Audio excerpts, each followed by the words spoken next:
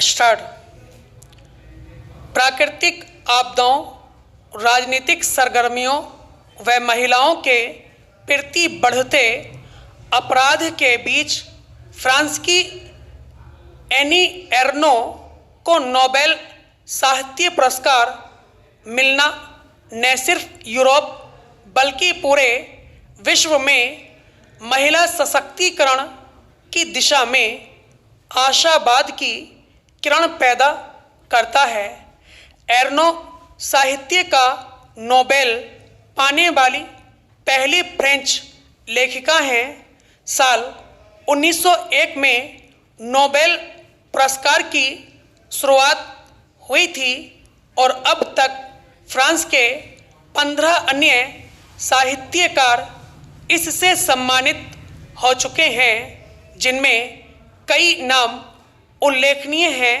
France के उत्तर पश्चिमी क्षेत्र नॉर्मंदी के पास छोटी सी जगह पर एक बेहद साधारण परिवार में जन्मी एर्नो के पिता अल्प शिक्षित थे और व्यापारी बनने से पहले एक किसान के रूप में अपना जीवन गुजार रहे थे। एर्नो का बचपन अति साधारण परिस्थितियों में संघर्षरत बीता। अपने इन अनुभवों को उन्होंने स्वयं के लेखन में कुछ इस विशिष्टता से स्थापित किया कि शीघ्र ही वह फ्रांस के साहित्य जगत की एक चर्चित लेखिका बन गईं। उनकी साहित्यिक यात्रा लेज आर्मुआर वीद नामक एक आत्मकथा उपन्यास से शुरू हुई, जिसका शाब्दिक अर्थ है खाली अलमारियां। इसे अंग्रेजी में क्लीन्ड आउट के नाम से अनुवादित किया गया है। पढ़ाई के माध्यम से बौद्धिक क्षेत्र में प्रवेश करके एर्नो इस माहौल से बहुत दूर निकल गईं। बाद में विवाह, व्यस्तताओं और अन्य गतिविधियों ने उनके व पिता के बीच खासी दूरी बना दी। 1984 में प्रकाशित अपनी आत्मकथा रचना ला प्लास के लिए उन्होंने रनोदो पुरस्कार जीता।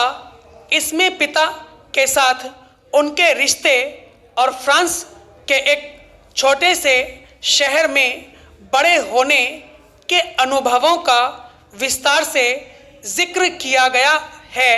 फ्रांस एक भाषी राष्ट्र है, जहां आज भी अकादमी फ्रांसेज नामक 40 सदस्यीय संस्था 1635 से कार्यरत है, जिसे सरकारों व बुद्धिजीवियों द्वारा भाषा विकास के लिए भरपूर सहयोग दिया जाता रहा है। किसी भी अंतर्राष्ट्रीय पुरस्कार की स्पर्धा में हम भारतीय उत्सुकतावश उन परिस्थितियों पर गहन विचार करने लगते हैं जो हम में से कुछ को इन विजेताओं के समकक्ष खड़े होने से रोकती है।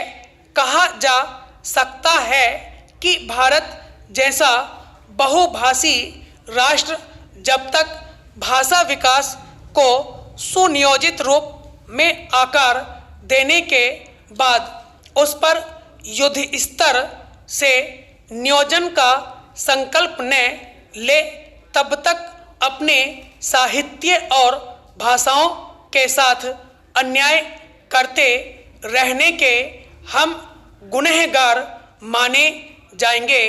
क्षेत्रीय भेदभाव से ऊपर न उठने और सभी भाषाओं के साथ न्यायोचित व्यवहार न करने की जटिल समस्या का समाधान नहीं निकाल पाने की असमर्थता के चलते हम कब तक खुद को पीछे की पंक्ति में खड़ा देखने को मजबूर होंगे।